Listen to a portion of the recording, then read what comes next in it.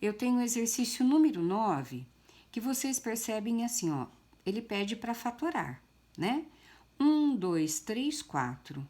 Logo, eu vou para agrupamento.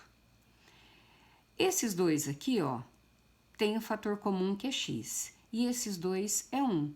Mas se eu fatorar, esse permanece idêntico e não será igual a esse. Então, o que que eu vou fazer? Eu vou agrupar, ó. Vocês percebem agora que eu tenho um trinômio quadrado perfeito, que dá para extrair a raiz quadrada do primeiro e do último? Então, vai ficar, ó, raiz quadrada do primeiro é x, e do último é y.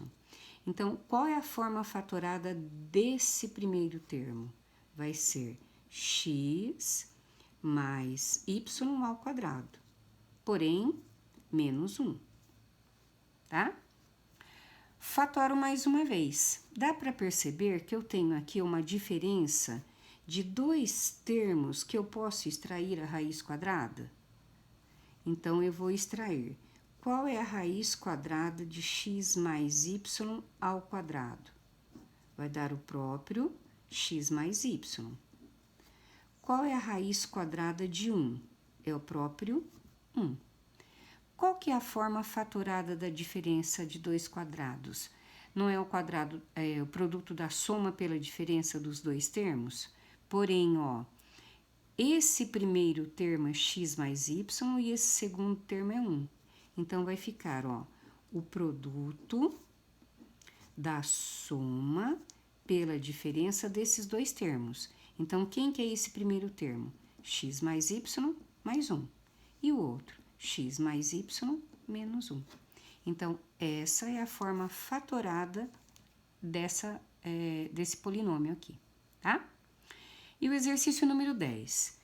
Simplificar. Toda vez que eu peço para simplificar, eu vou fatorar, porque eu vou tornar o mais simples possível, tá?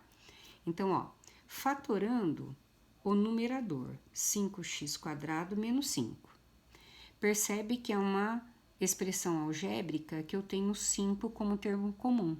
Então, eu vou pôr em evidência o fator comum, que é o 5.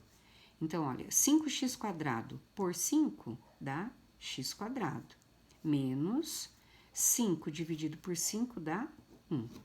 Lembra que eu falei na aula passada a fatoração simultânea? Então, percebe que isso aqui, ó, eu posso fatorar novamente, mas o 5 não. O que eu tenho como fatoração? Diferença de dois quadrados.